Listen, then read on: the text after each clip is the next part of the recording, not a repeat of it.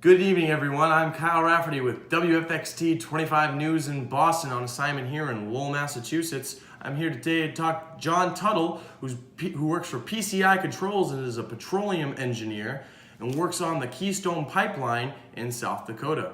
He's got 32 years of experience in the industry and works on design, operation, and maintenance and construction for the pipeline. John, thanks for being on the show with us. Kyle, thanks for having me. Appreciate it very much. Today we're here to discuss the recent spill of over 210,000 gallons of oil leaked from the Keystone South Dakota pipeline, which you can remember former President Obama halted the construction of. Recently this year, current President Donald Trump continued the construction of the Keystone XL expansion pipeline through executive order giving federal permits to the construction. How safe are these pipelines, and how sure are we that this will never happen again?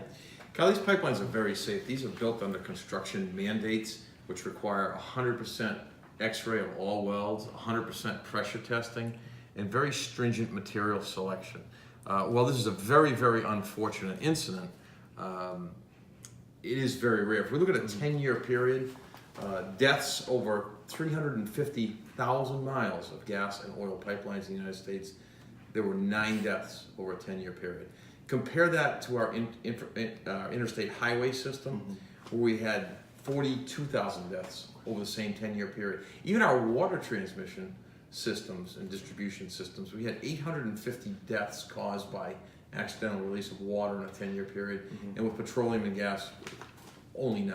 So they are safe, and we do build in safeguards that are federally mandated to prevent this from happening.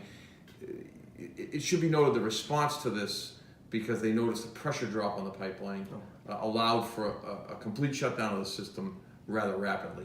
However, 210,000 gallons, that is unacceptable to the environment.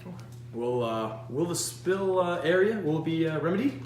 They're in the process of remedying right now through environmental contractors.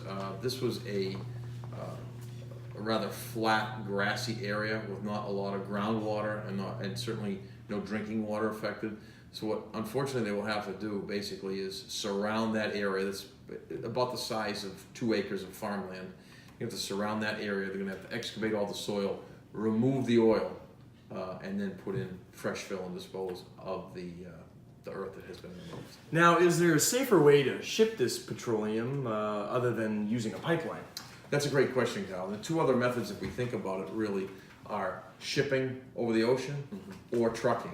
And if we were to truck this oil instead of put it in the pipeline, we really have to double the size of our interstate. So we have 4 lanes now, we have to have 8 lanes. 4 lanes being dedicated to 18-wheeler trucks that leave a carbon footprint going up and down the road. And as we all know, tanker trucks in bad weather or driver fatigue or accidents can spill their own cargo.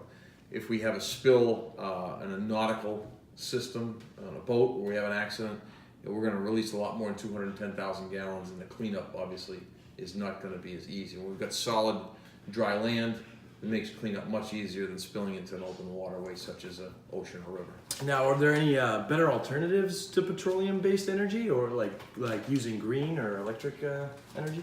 That's always the million-dollar question, Kyle. And the person that comes up with that is going to be famous, to say the least. Right now, the big push in the United States obviously being solar and wind, but we have to also look at the carbon footprint to make solar panels and to make windmills. Windmills, we have to mine steel, we have to smelt the steel, we have to build it, and honestly, the electricity that they generate actually doesn't even compare to the construction and maintenance costs of the windmills. And then we have the obvious issues of windmills with birds and so forth. Solar panels are great.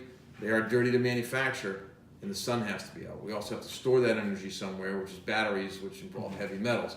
If we were to replace the power plants just on the East Coast to generate electricity from natural gas, we need an 8-mile wide solar panel stretching from Boston to Los Angeles, and it would have to be sunny out every day.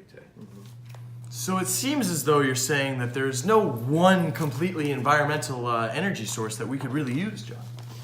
There is nothing perfect. You know, we want solar, it's dirty to make a solar panel. We want wind, we can chop up birds. We like natural gas because it burns clean, but there is a carbon footprint. We like to use tidal energy, but then that destroys clamshells.